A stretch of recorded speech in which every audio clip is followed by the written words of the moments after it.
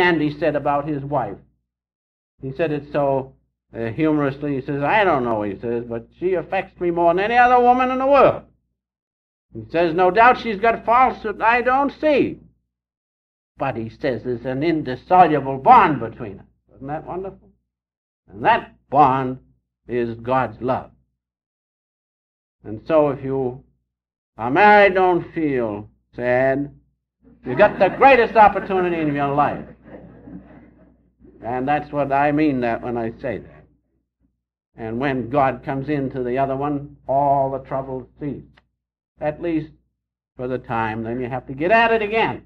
But keep in his consciousness, and everything must work out right. I have a friend, he's the dean of the Christ Church Cathedral in Hartford, Connecticut. And he evidently has carried on sort of a poll, don't they call these things? A poll about divorces and so forth. And he found out, and he has said this, he wrote a little article in a Guidepost, and he has this to say. He said, I have known of church people who became divorced, yet in my quarter century in the ministry, I have known not a single instance of those who have prayed and worshiped together habitually to have been separated. Isn't that nice?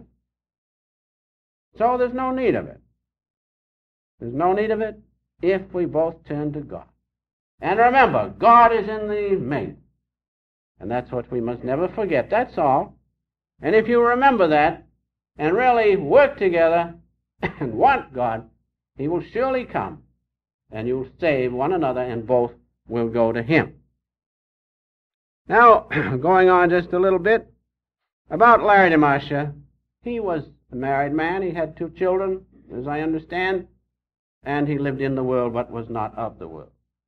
And his idea was to be self-supporting, take care of himself, but in the silence, in the secrecy of his own home, to attain God contact, to know God, be one with him, and let that be an example for others to follow. That was his great mission in life, to be in the world but not of it, and to set the example for others to follow. And so we can follow the great Larry DeMarcia's words. He saw God in others. And then he was able to suggest to them that they follow that path and let God express himself through them. Larry DeMarcia set that great example. And when he disciplined others, he did it in a gentle way. Dear Testager used to give it to them. Master could too when he wanted to. But most of the time he was soft. Once in a while he'd give it to us. But Larry DeMarcia was more gentle, and he taught by example. That's the best way to help others, by example. And it's painless. If you can set the example, let God work through you. Let him work through you, and others will see that. Then that is the greatest thing you can do for them, because it's best to work by setting the example. Larry DeMarcia was that way. And so, for instance, we should change ourselves, beautifying our inner life. Well, who's going to do that? God is the one. And if he comes into you, your whole inner life will change. Then you can help others. Then you can give them something because God expresses himself through you. He's the one. He is the great doer of all things. And Master's words were these. He says, let your life be a spiritual example for others to follow, to a one abode of light, where all will meet who live and do right. That's the way to help others. Don't criticize them. Criticize yourself. Then let God come into you. Then you can change others. By example, that's the best way. That was Larry DeMarcia's way. And I have a reference which he gave to us. I'd like to read it this time. This illustrates how Larry DeMarcia worked in a mild, persuading way. But the power that he had. Why? Because God's the doer. Larry DeMarcia wasn't the doer. Master wasn't the doer. God's the doer. He's the one.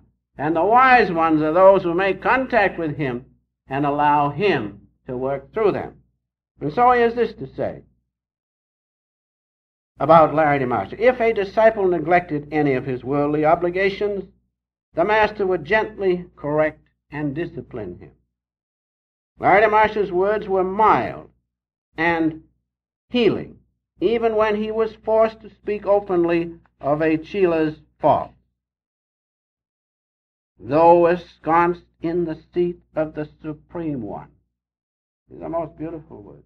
Though one with God, though ensconced in the seat of the Supreme One, Larry Marshall showed reverence to all men. Why? Because he felt God in them, irrespective of their differing merits. When his devotees saluted him, he bowed in turn to them, only because he felt God in them. If you feel God in anyone, you can take the dust of their feet. And that's just what he did. With a childlike humility, the master often touched the feet of others, but seldom allowed them to pay him similar honor, even though such obeisance toward the Guru is an ancient Oriental custom. And so there was the great example of Larry Marshall. He was one with God.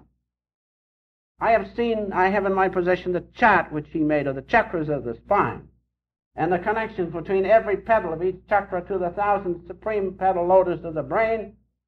Every connection exactly. How did he do it? Because he was one with God. And in spite of that, though ensconced, as the Master says, in the Supreme One, he was mild and gentle.